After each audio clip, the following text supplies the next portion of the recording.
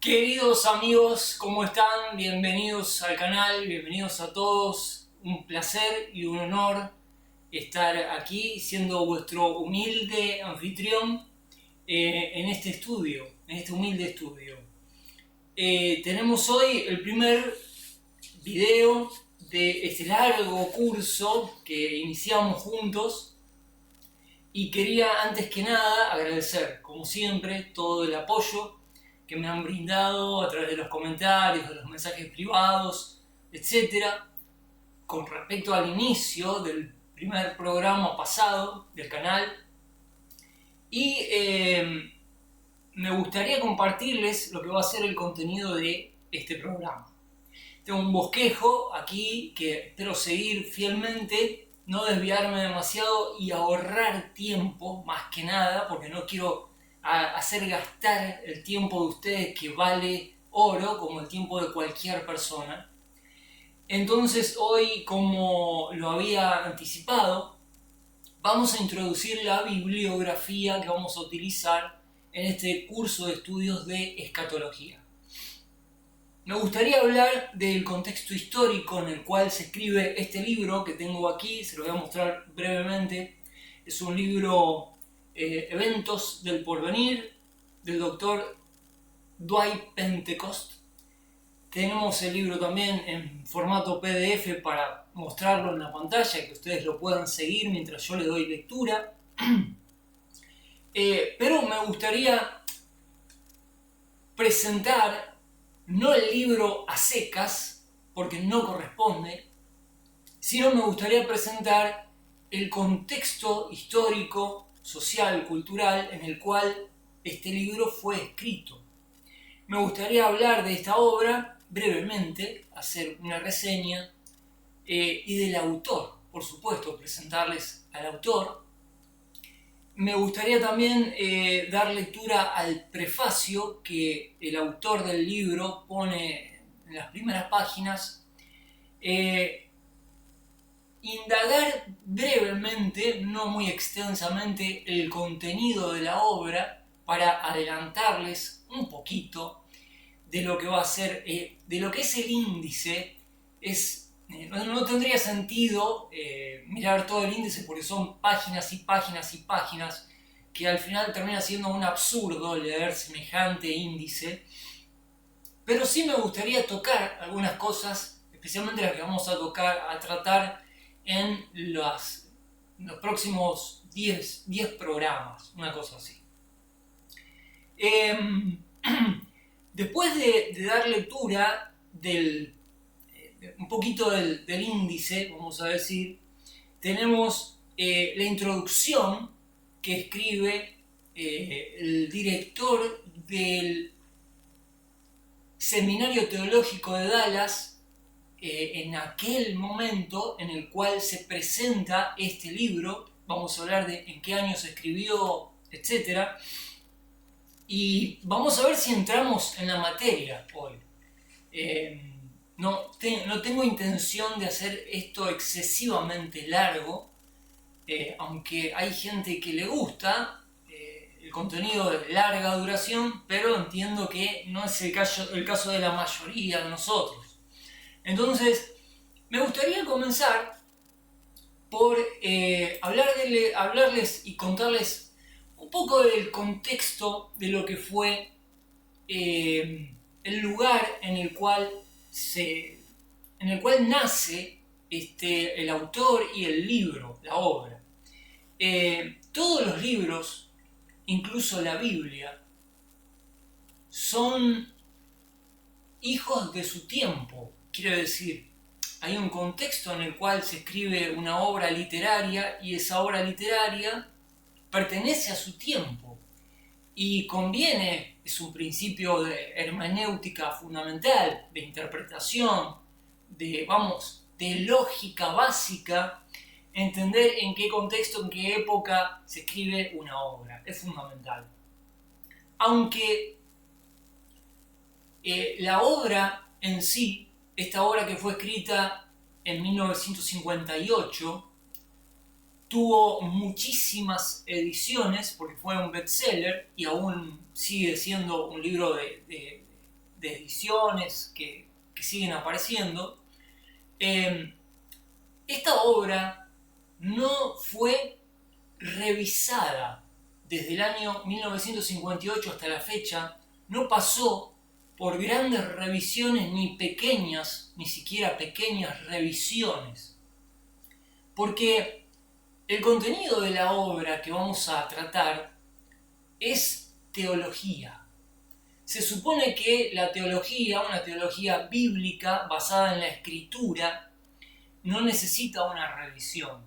Se supone que cuando una teología se desarrolla completamente, de manera sistemática, si quieren, y agota hasta las últimas consecuencias el análisis del texto sagrado, ya no necesita más revisión, porque lo que pretende la teología es exponer, especialmente la teología sistemática, es exponer el todo de las doctrinas de las Sagradas Escrituras. Como el autor de esta obra se propone exponer de una manera sistemática y detallada todo lo que le concierne al campo de las profecías, vamos a decir, y lo hace, lo logra. Es un volumen de 450 páginas aproximadamente, es una obra exhaustiva. No necesitó, a partir del momento en el cual fue presentado, no necesitó ninguna revisión. Es algo importante marcar esto, es importante marcar esto. Entonces me gustaría contarles en qué contexto se escribe esto, cuándo nace el autor y todo lo demás. Teniendo en cuenta que el Dr. Pentecost nace en 1914, lo que se podría decir ya en plena Primera Guerra Mundial, debemos irnos hacia principios del siglo XX y comenzar desde allí. En aquel momento, antes de la Primera Guerra Mundial, me gustaría que nos preguntemos cómo era, al menos en Norteamérica, que es donde se escribe esta obra y donde se comienza a difundir, cómo era la teología antes de la Primera Guerra Mundial. Entonces, les voy a pedir disculpas de antemano, pero tengo muchos resúmenes que voy haciendo y los tengo en pantalla, y uno no hace un resumen con ciertas palabras elegidas como para después decirla de memoria, especialmente quien no se caracteriza por tener una gran memoria, ¿no? Entonces va a haber mucho de lo que les voy a ir diciendo que lo voy a leer, o lo voy a ir leyendo. Voy a tratar de hacerlo lo más ameno posible, pero hay muchas cosas que voy a ir leyendo porque para eso las escribo o las busco y las verifico también. Hay datos importantes históricos. En el contexto de principios de 1900, principios del siglo XX, había un gran optimismo en torno a lo que era la teología. Había un optimismo porque predominaba de alguna manera en Europa especialmente la creencia de un progreso humano, de un desarrollo social, el auge de la ciencia, el auge de la tecnología. No daba lugar el desarrollo en ese momento a pensar la teología en términos apocalípticos. Quiere decir, no predominaba una teología en la cual se presentara la escena mundial como aproximándose a un apocalipsis. Lógicamente, ¿por qué? Porque el mundo estaba en un auge de desarrollo y de tecnología y de progresos que no ameritaban ese tipo de análisis escatológicos. Entonces, durante esa época había un optimismo que no daba lugar a una visión apocalíptica del mundo. Había una teología liberal, podríamos decir. Las creencias con respecto a las profecías se caracterizaban por una escuela que se denomina postmilenialismo. El postmilenialismo, para hablarlo en términos sencillos, es una corriente teológica que sostiene que Cristo regresará después de un periodo de 1000 años de paz y justicia, ¿no? Era popular esta creencia en ese momento. Se creía que el mundo iba a ir progresando y avanzando en materia de derechos y justicia y equidad. Esto creía la teología en esa época, ¿no? Y que el mundo iba a progresar y a prosperar, y que iba a haber praderas verdes con hamacas y niños jugando y todo, iba a ser una maravilla.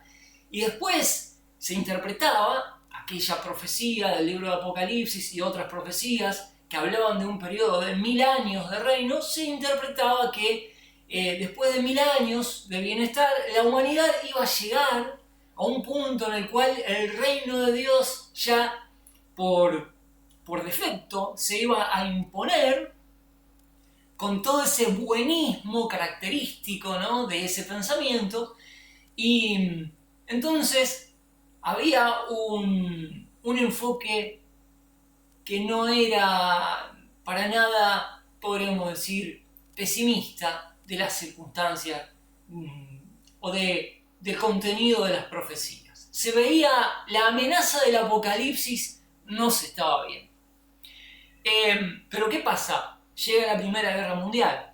El duque Fernando de Austria es asesinado en 1914. Comienza un reordenamiento de los imperios. Este duque era el aspirante al trono del Imperio Austrohúngaro, que era un poco el ombligo del mundo en ese momento. Entonces empiezan a colapsar el orden establecido y las jerarquías, y el status quo del momento se ve colapsado. Se ve el mundo entrando en una Primera Guerra Mundial. No se veía, bueno, no se definía en ese momento como una Primera Guerra Mundial, pero es una guerra que arrastró a toda Europa y devastó gran parte de Europa. Fue una cosa terrible. Cuesta poco enterarse si uno investiga un poquito lo que es esa terrible guerra. Esto hace que de alguna manera la teología empiece a valorar, algunos teólogos empiecen a valorar la posibilidad de que el futuro no parece tan halagüeño, ¿no?, como parecía hasta el momento. No obstante, como la Primera Guerra Mundial termina relativamente rápido, desde el 14 al 19 más o menos, ¿no?,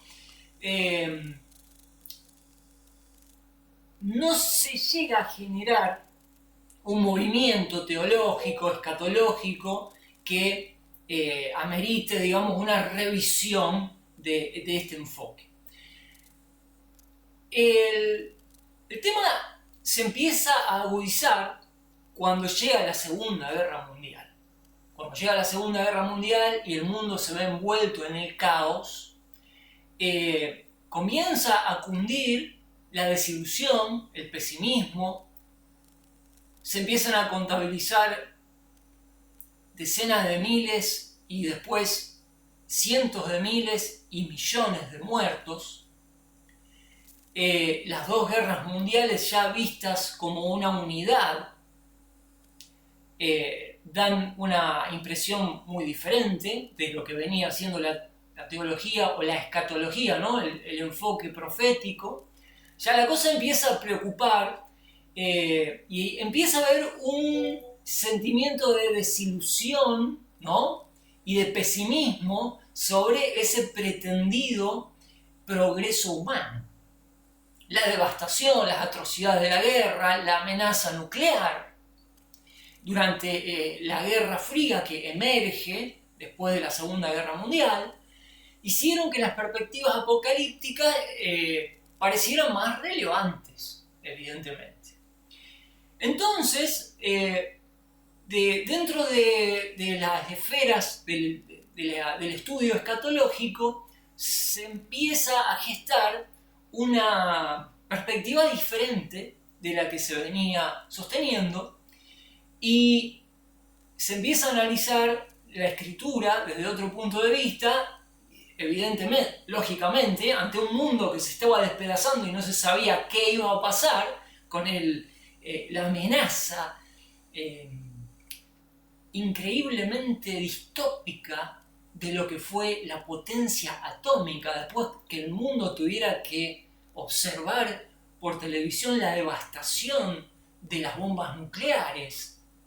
Ya no se podía decir que la perspectiva era que el reino de Dios pronto sería instalado en la tierra de una manera buenista, ¿no? De una manera cándida, de una manera tan ingenua. Ya las circunstancias no daban para hacer ese análisis y allí comienza lo que es el auge de lo que se denomina la escuela premilenialista. ¿Qué quiere decir esto? La escuela premilenialista, que viene de mucho antes, en realidad, mucho antes, aquí estamos hablando de un auge, ¿no? El enfoque premilenialista empieza a desarrollarse y a ser escuchado, especialmente en Norteamérica. El premilenialismo enseña en su posición que Jesucristo vendrá antes de un periodo de 1000 años, no después, como el postmilenialismo, sino que Jesucristo vendrá de manera inminente antes de esos 1000 años y traerá, antes de volver a la tierra de manera literal, física, traerá un periodo de juicio que es básicamente lo que narra el libro de Apocalipsis. El enfoque cambia drásticamente desde este punto de vista premilenialista. No voy a hacer mucho énfasis en esto porque va a ser una terminología que vamos a ir explicando a lo largo de todo este estudio, pero vamos a ir viendo que hay dos escuelas, ¿no?, que son antagónicas. Una se vuelca más por la creencia de un reino de Dios en la tierra más alegórico, más simbólico, más espiritualista. En la otra escuela, la premilenaria, se asume que estas cuestiones serán más bien literales, que va a haber un juicio literal, que la amenaza de un juicio de Dios se cierne de manera inminente sobre la historia, sobre el fin de la historia, y que de alguna manera la crisis en la cual el mundo entra en el siglo XX es una reseña de lo que la Biblia denomina los últimos tiempos o los postreros tiempos. Si bien hay una diferencia en la escritura entre los postreros tiempos en relación a Israel y los postreros tiempos en relación a la Iglesia, cosa que después, más adelante, tocaremos en detalle.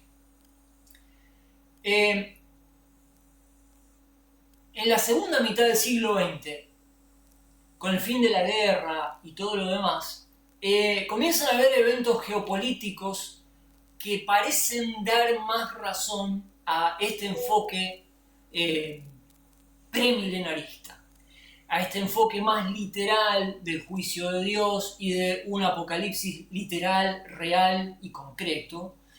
Y empieza a haber movimientos religiosos dentro del mundo evangélico que empiezan a poner más énfasis en la escatología como una cosa relativamente cercana, como una cuestión, digamos, plausible dentro de un periodo de tiempo razonable. La decadencia del mundo en general despierta alertas y, bueno, empieza a tomar forma esta escuela. ¿Cómo era la sociedad norteamericana en la década del 50, la década de oro de la sociedad norteamericana? ¿Por qué lo llevo a la década de 1950? Porque el libro, este libro que tenemos aquí, es un libro escrito en 1958. Entonces, la década de 1950 en Estados Unidos fue un periodo de gran cambio, de gran contraste. La sociedad estaba marcada por un lado, dentro de esta cultura había un fuerte optimismo gracias al crecimiento económico que trajo como consecuencia la industria que impulsó la Segunda Guerra Mundial. Pero la tensión de la Guerra Fría, por otra parte, la amenaza del comunismo, etc., había dentro de esta cultura grandes contrastes de la década de oro de 1950, por un lado, el bienestar terrible que supuso el fin de la guerra y la industria militar, ahora reconvertida en producir bienes de consumo especialmente para la sociedad norteamericana, pero por otro lado el aumento de las tensiones con la Guerra Fría, la amenaza del comunismo, la posibilidad de una guerra nuclear. Bueno, es interesante ver ese contexto, es interesante verlo. El pueblo evangélico, quiero ir dando un poquito de forma al contexto para que ustedes entiendan en qué contexto, valga la redundancia, escribe este hombre este libro. Es importante entender el contexto antes de abrir la primera página, ¿cierto? Bueno, ¿cómo fue la vida de este hombre en esa cultura para escribir este libro con ese enfoque? Más allá de que eventualmente los argumentos que vamos a ver en este libro tienen que ser pesados a la luz de la escritura, no a la luz de lo que sucedía en la sociedad americana o en la sociedad mundial en la primera o en la segunda mitad del siglo XX. ¿Se entiende lo que estoy diciendo? Bueno, una cosa son las motivaciones que llevaron a este hombre a escribir este libro, este estudio sobre las profecías, que es importante entenderlo.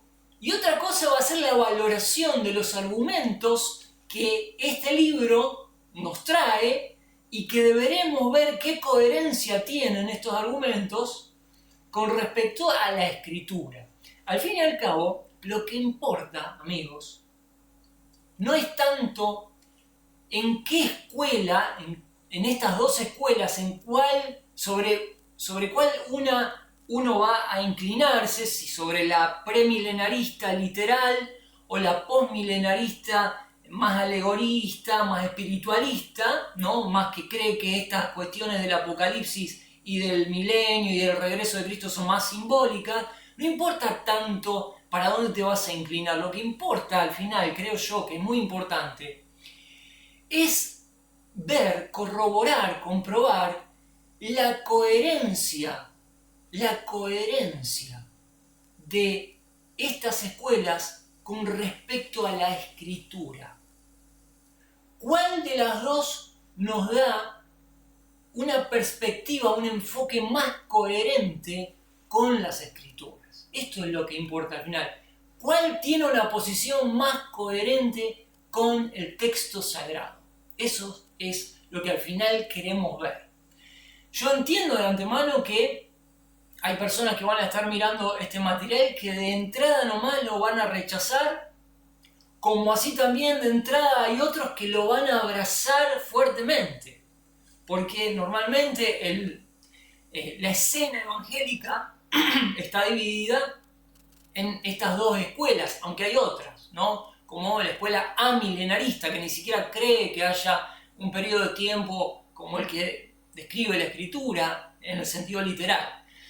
Pero yo les invito a ambas partes que dejen sus prejuicios de lado y que se den la oportunidad de hacer un estudio completo, porque en este estudio se van a analizar las dos escuelas, las dos posturas, ¿no?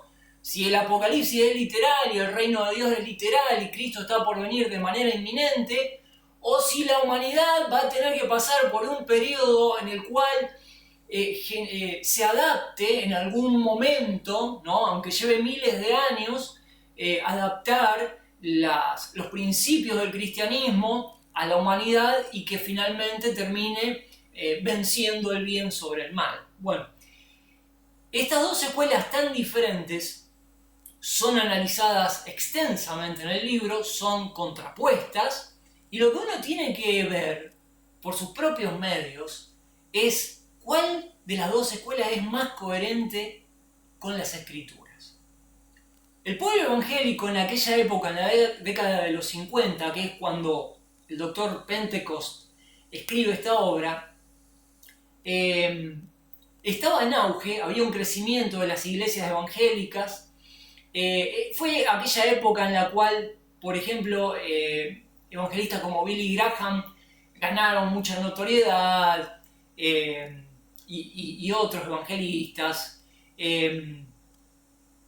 La escatología como una señal inminente del fin de los tiempos cobró auge. Muchos evangélicos que empezaron a creer, a dar crédito a la inminencia del regreso de Jesucristo por su iglesia y un periodo posterior de juicios sobre el sistema. Algunos interpretaron la fundación de Israel en 1948 como una señal profética. Este será un tema de largo estudio en nuestro largo programa. Y en general no hace falta que les diga que se caracterizaba el movimiento evangélico en esa época por un conservadurismo moral, político.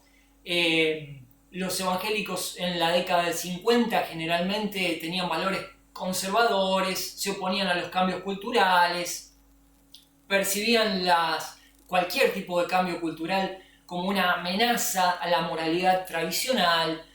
Y llegamos entonces a la escatología de los años 50.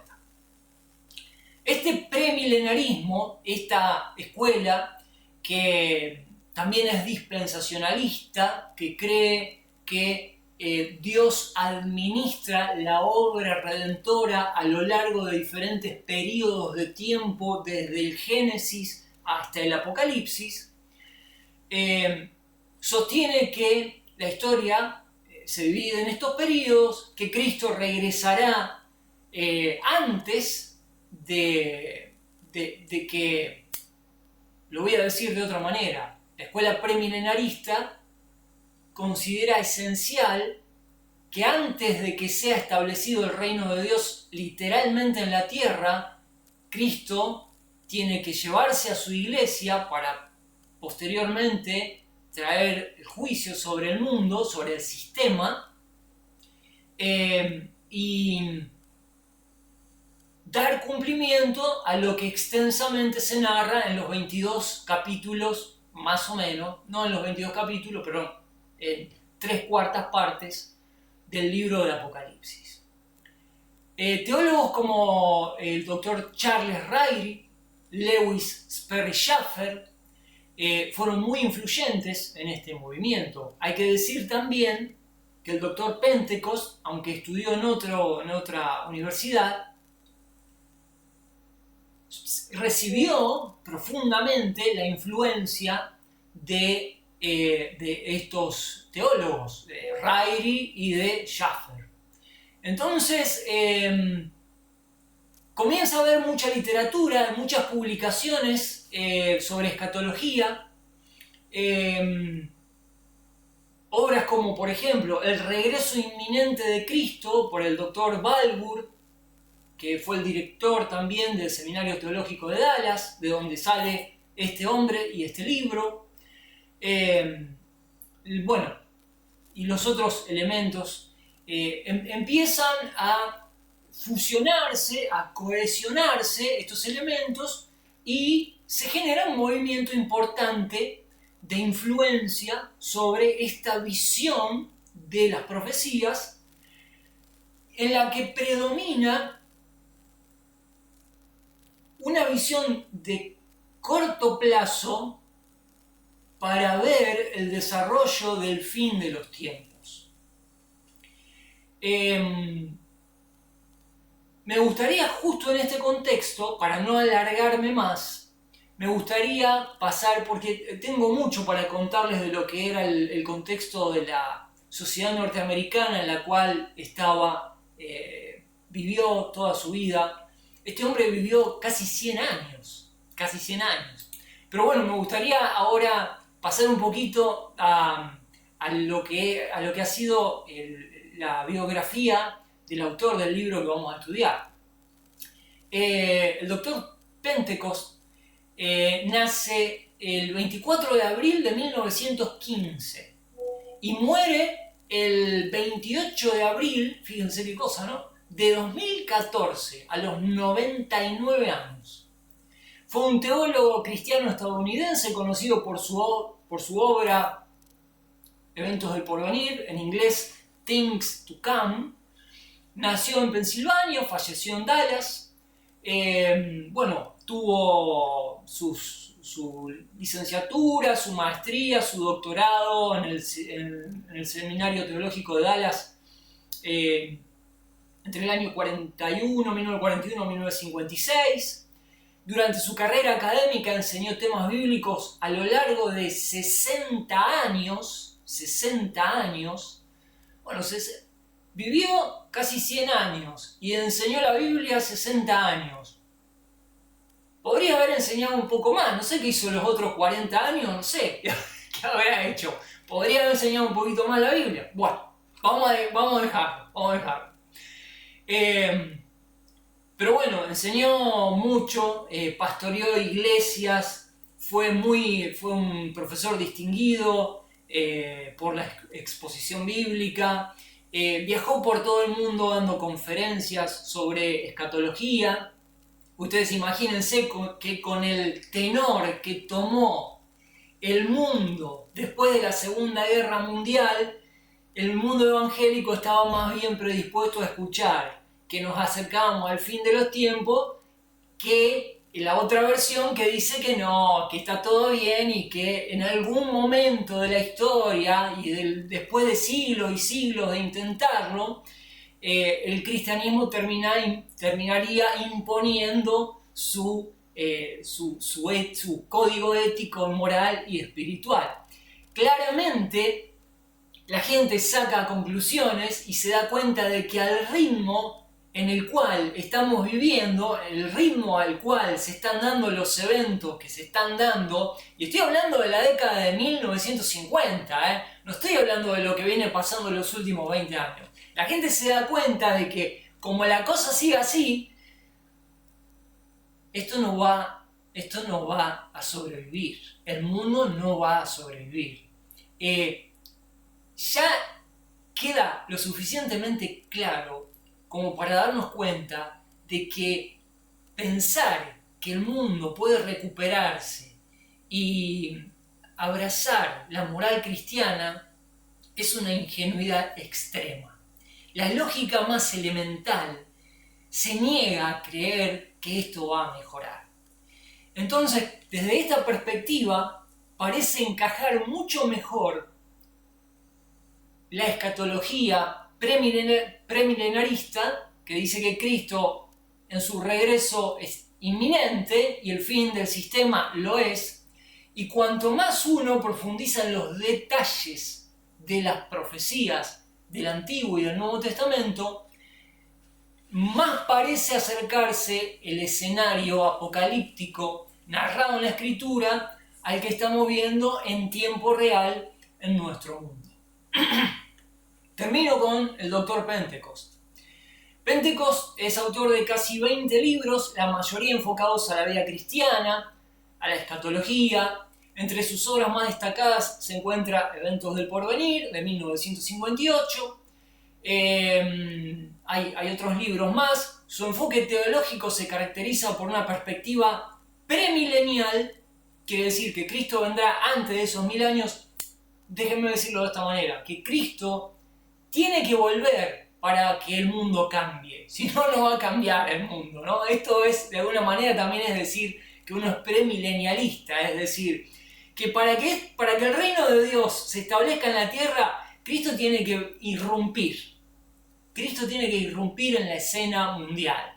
De otra manera esto no va a pasar. Antes el mundo se va a aniquilar. Y bueno, la Escritura dice claramente que esto no va a pasar. No está contemplado en los textos de la Biblia que el mundo se va a autoaniquilar, que va a desaparecer y que, en fin, sacan deducciones como ustedes quieran. La Biblia no enfoca eso así. La Biblia enfoca las cosas de otra forma, de otra manera. Este hombre se caracteriza por una perspectiva premilenial, pretribulacional, voy a explicar brevemente lo que significa esto, y una visión apocalíptica en su adherencia al dispensacionalismo. Pretribulacional significa que esta escuela de interpretación de las profecías considera que la iglesia, los creyentes, el conjunto de los creyentes verdaderos que hay en el mundo, van a ser llevados de este mundo en el rapto de los creyentes antes de que el juicio tenga lugar en la tierra. Este es el enfoque que tiene el doctor Pentecost y toda la escuela de, podríamos decir, dispensacionalista, premilenarista, pretribulacionista. En pocas palabras, para resumirlo, salgo del resumen, así empezamos con la materia. En pocas palabras, lo que nos trae esta escuela, este libro, este autor, es una visión crítica de aquella otra visión que nos dice que la moral cristiana terminará por imponerse quién sabe en qué milenio sobre este sistema. Como el sistema no resiste más, basta con mirar un poquito los titulares. Yo me dedico a esto, a seguir la escatología todos los días, horas y horas por día, todo lo que tiene que ver con la geopolítica. En este momento no hay nadie que no sabe las amenazas mutuas entre la OTAN y Rusia de empezar a utilizar, por ejemplo, bombas atómicas tácticas. Son pequeñas bombas atómicas que pueden generar una escalada de uso de material atómico estratégico y bueno, y de ahí el mundo está en vilo, y evidentemente esta visión de la escritura es muy ácida y muy crítica contra aquellos que creen que, bueno, en algún momento el cristianismo logrará revertir esta situación mundial y de a poco se irá imponiendo el bien hasta que el bien sea mayoritariamente presente en el orden global. Y finalmente entonces Cristo, al ver que su doctrina ha triunfado, descenderá del cielo envuelto en las nubes y felicitará de alguna manera a la humanidad por haber aprendido la lección, ¿no? Bueno, esta es una visión totalmente crítica de esa suposición. Todo indica lo contrario. Por eso yo insisto, antes de empezar con el material, que ya mismo voy a poner en pantalla, insisto en que al final la cuestión va de coherencia.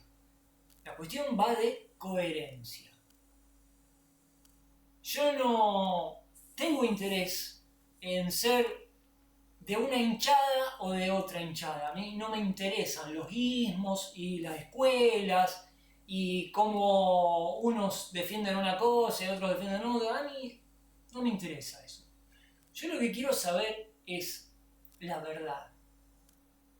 Y como quiero saber la verdad, voy a poner a prueba la tesis de la escuela amilenarista, que no cree que Cristo venga pronto.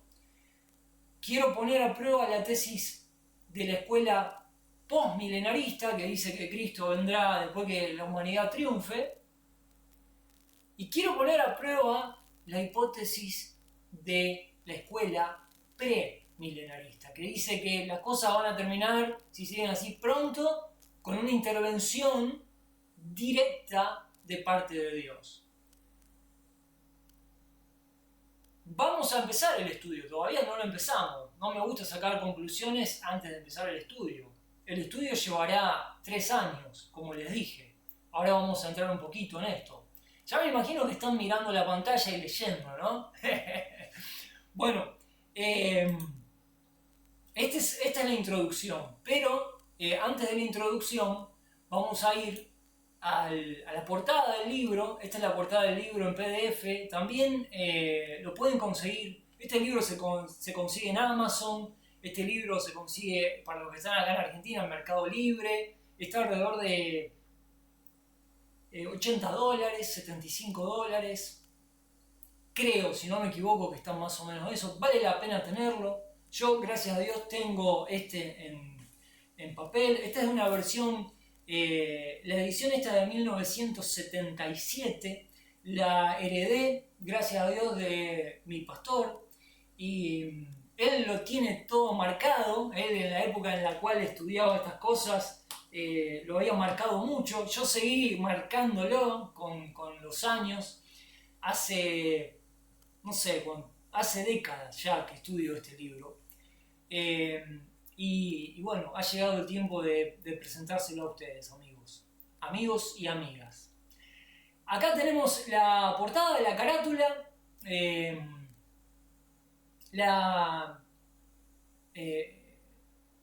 carátula sigue del prefacio que les voy a leer. Y bueno, es un poquito larga, pero es importante porque la escribe el autor. Entonces le voy a dar lectura y dice así: pónganse en el contexto de 1958. Por eso quise hacer énfasis en el contexto histórico, cultural, social de la época, para que no nos olvidemos que estas palabras están siendo escritas unos años después de que terminara la Segunda Guerra Mundial. El día en que vivimos ha sido testigo de un gran interés en la escatología bíblica. ¿Y por qué? Y porque el mundo estaba a punto de estallar al final de la Segunda Guerra Mundial. Claro, ¿cómo no se iba a interesar el público en general sobre las profecías? Mientras un teólogo escribía hace una generación: la escatología es generalmente apreciada en proporción inversa al cuadrado del diámetro mental de aquellos que la estiman. Quiere decir, mientras que algunos teólogos decían, minusvaloraban el valor de la escatología, otro escribe hoy: el problema de la escatología muy pronto podrá llegar a ser, si ya no lo es, el marco de la discusión teológica americana.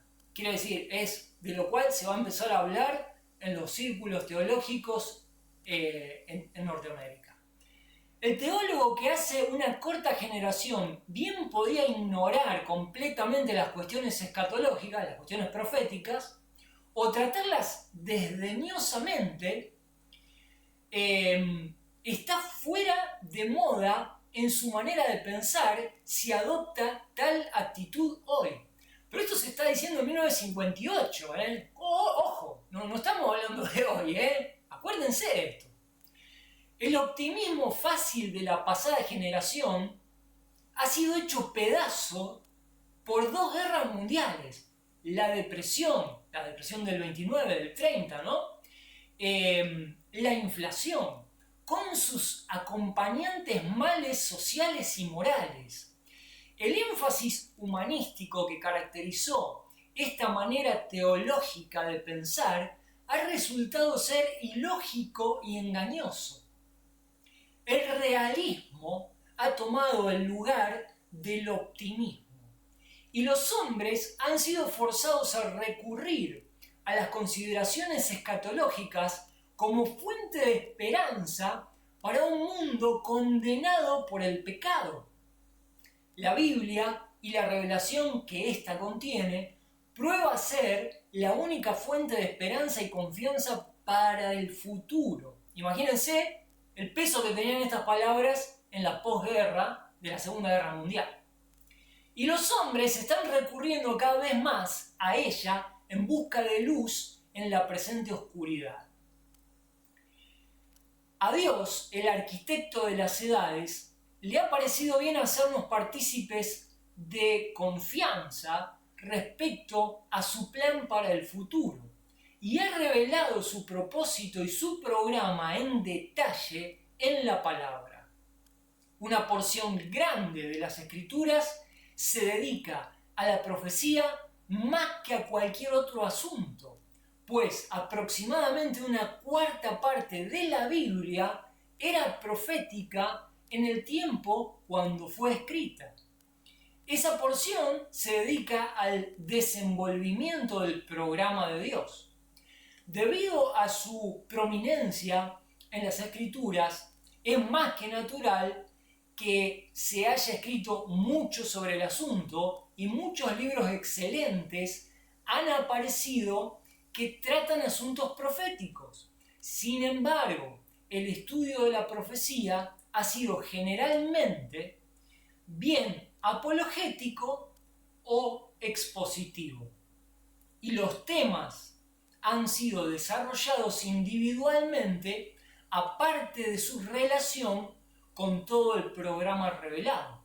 De manera que mucho de nuestro conocimiento ha sido fragmentario e inconexo. Esto es fundamental entender, amigos. El Dr. Pentecost, cuando analiza, no miren el texto, miren, va a ser una lucha esto, acostúmbrense cuando hago una pausa, escucharme a mí y no sigan leyendo porque se pierden, se van a perder. El Dr. Pentecost en su época vio esto, vio que había mucho escrito fragmentario e inconexo. Y él vio la necesidad, ha habido, dice, poco intento de sintetizar todo el campo de la profecía en una doctrina bíblica unificada.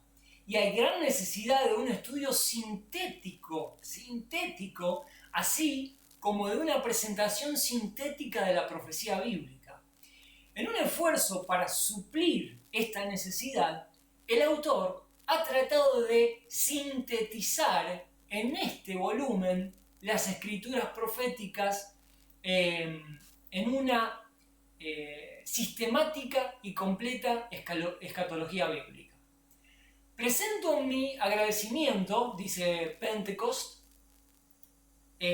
presento mi agradecido reconocimiento a la Facultad del Seminario Teológico de Dallas, donde estos estudios fueron presentados primero como disertación doctoral y con cuyo permiso los presento en esta forma. Expreso mi aprecio especial al Dr. Balburg, presidente y profesor de Teología Sistemática de este seminario, bajo cuya dirección personal realicé estos estudios, y al Dr. Charles Ryrie, profesor asociado de Teología Sistemática, quien leyó y corrigió el manuscrito.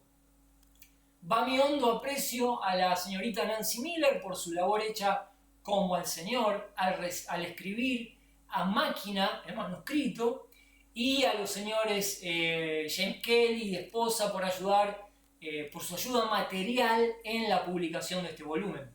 Al tratar de cubrir un amplio campo, aguanten que ya llegamos, aguanten, vamos, aguanten. Al tratar de cubrir un amplio campo de estudio tan sucintamente como fuese posible, el autor ha hecho extenso uso resumido de material de otros. Reciban mi reconocimiento, por lo tanto, con gratitud a aquellos autores y editores cuyas obras han contribuido mucho al propósito de estas páginas. Hay un resumen acá, es impresionante la cantidad de citas de libros que hay en este libro. Que Dios el Padre, dice finalmente el Dr. Pentecost, quien dio a su Hijo, mediante cuya primera venida nos fue dada salvación, y mediante cuya según ya está haciendo escatología. ¿Se dan cuenta? La salutación final de su prólogo ya está haciendo escatología. Lo leo de nuevo, les pido disculpas. Que Dios el Padre, quien dio a su Hijo,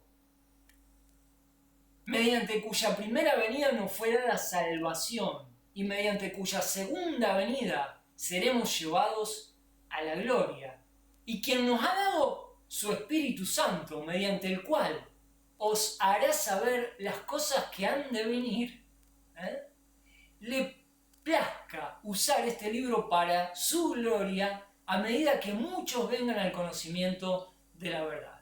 John Dwight Pentecost, profesor asistente, literatura y exégesis, profesor de literatura, tengan presente esto, y exégesis, en el Seminario Teológico de Dallas, Texas.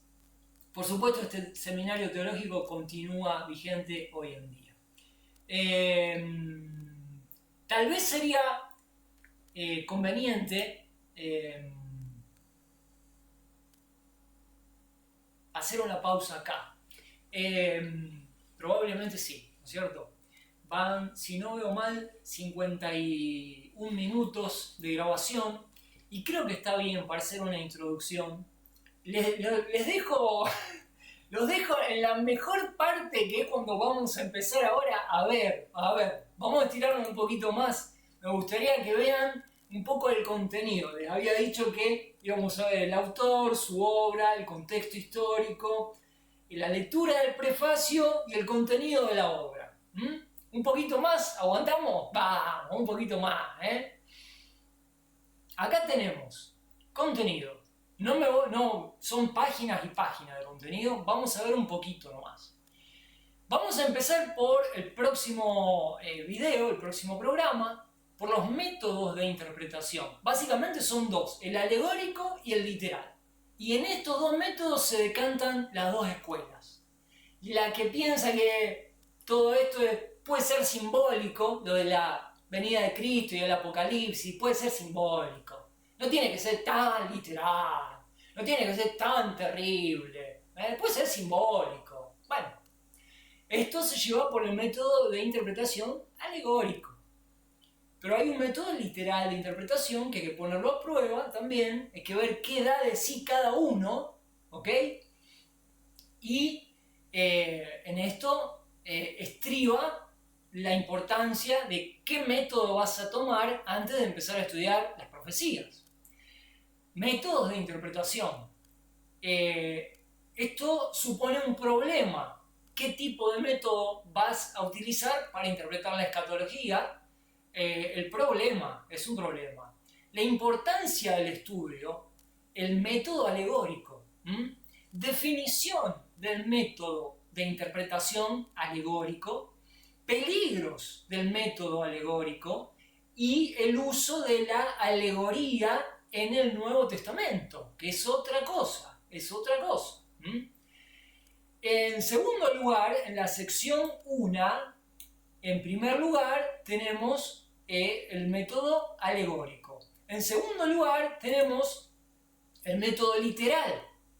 Vamos a ver la definición del método de interpretación literal, la evidencia del método literal, las ventajas del método literal, el método literal y el lenguaje figurado, algunas objeciones que se le pueden hacer al método literal y si tienen lugar esas objeciones. Posteriormente a esto vamos a entrar en la sección, en el punto 2, que es la historia de la interpretación. A lo largo de toda la historia se puede trazar el uso de la interpretación. ¿Cómo interpretaron en el Antiguo Testamento, por ejemplo, ¿no? ¿Cómo se interpretaba la Escritura? ¿Qué escuela de interpretación había en la época del Antiguo Testamento?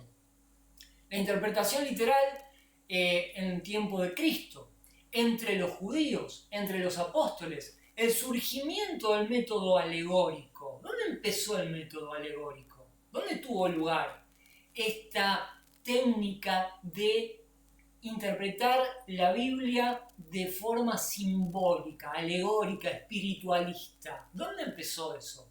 ¿Con quién? Bueno, vamos a ver las edades oscuras, muy interesante, los 1000 años de oscuridad, entre el siglo V y el XVI, más o menos. El periodo de la Reforma, vamos a ver, y el periodo posterior a la Reforma. Se los dejo acá para no estirarme porque hay como 10 páginas de contenido abajo. Entonces, amigos, esta ha sido otra introducción a nuestro programa. Esta es ya una introducción al contexto del libro, del autor, y en el próximo video, que espero que sea muy pronto, yo lo voy a hacer probablemente mañana y voy a subir los dos juntos, porque seguramente el que mire este video va a tener interés en entrar en la materia. Así que bueno, hasta acá vamos a tener hoy. Antes de despedirme, quería adelantarles algunas cosas. Primero y principal, va a haber, se los dije, otros colaboradores hablando de otros temas en el canal. Pronto vamos a voy a estar publicando unos shorts, unos videitos cortos, en una charla que tuvimos acá con Manuel Rodríguez Pérez, un amigo, un hermano de hace muchos años, con quien él me está ayudando de muchas maneras en esto. Yo les diría casi como que Dios nos ha puesto juntos en este camino para hacer énfasis en dos cuestiones que parecen ser dramáticas en nuestra época. El error de, por un lado, se está viendo y cada vez más, creer que la narración de la creación de los primeros 11 capítulos del libro de Génesis son alegóricos, son simbólicos. La creación no es literal. Los creyentes creemos en la ciencia, somos serios. Debe haber sido la evolución lo que nos trajo hasta acá. Y bueno, sí, Génesis dice que Dios creó las cosas de la nada, pero a lo mejor hay que interpretarlo alegóricamente. ¿A dónde vamos a parar si comenzamos a estudiar y a interpretar alegóricamente el relato de la creación? ¿Y qué problemas trae? Parece ser que el mismo mal se ha instalado en la interpretación de las profecías. Cuando uno abre el libro de Apocalipsis, mira los juicios de Dios sobre la tierra, mira en el Nuevo Testamento que la venida de Cristo por los suyos es inminente para posteriormente traer un juicio. Muchos se han dicho, esto debe ser alegórico, esto no va a pasar. Parece ser que el germen de la alegoría, que tiende a restar importancia y autoridad a la palabra de Dios, ha infectado tanto la visión de una creación literal, tal como se relata en Génesis, no dicho por mí, sino por expertos en hebreo, que es una narración literal de lo que pasó en la creación, no simbólica. La creación, los 7 días de la creación no representan eras, ni periodos, ni nada de eso. Y bueno, hemos visto la necesidad de levantar la voz en pos de lo que ha sido la interpretación histórica que el cristianismo ha hecho de estas cosas. Históricamente. La iglesia primitiva, Cristo, después de la Reforma, ni hablar, hay creyentes que han sostenido con la Biblia y con buen fundamento que tanto la narración de la creación como la narración de las profecías y del Apocalipsis son cuestiones literales, son cuestiones reales, no son factibles de ser interpretadas alegóricamente, simbólicamente. Hay una coherencia muy fuerte cuando uno analiza estas cosas. Todavía no empezamos el estudio, pero bueno, vamos a estar haciendo énfasis tanto en la creación tanto en Génesis como en Apocalipsis. Además de esto, va a haber otros invitados que van a estar trayendo otros temas alucinantes pronto, quiero adelantarlo, va a estar mi padre, José Luis Silvano, trayendo un análisis detallado de lo que fue la profecía sobre Tiro en época de Alejandro Magno, una cosa fabulosa, increíble, el cumplimiento que tuvo. Hay que escucharlo, hay que escucharlo. Lo vamos a tener pronto haciendo una exposición de lo que fue esa profecía y su cumplimiento histórico, es una cosa increíble. Y vamos a tener también otras personas, que no se las quiero adelantar, pero hay interés, hay deseos, hay un lindo programa y les agradecería que se interesen, que lo difundan en la medida en que esto les parezca serio y, y un material que se puede recomendar sin pasar demasiada vergüenza. Compártanlo, difúndanlo, suscríbanse al canal. Esto ayuda en lo que son los mecanismos de la plataforma de YouTube, que sube o baja estos contenidos de acuerdo con la cantidad de likes y de suscriptores y de comentarios. Si están ustedes a hacerlo, háganlo. Si no, no se hagan problemas, yo no me voy a amargar. Yo estoy aquí por el propósito de enseñar la escritura. No me voy a enojar por esas cuestiones, por favor, no sea ningún problema. Pero bueno, este es más o menos el panorama, la perspectiva que tenemos. No me estiro más, amigos, los dejo con la intro, los saludo hasta el próximo programa.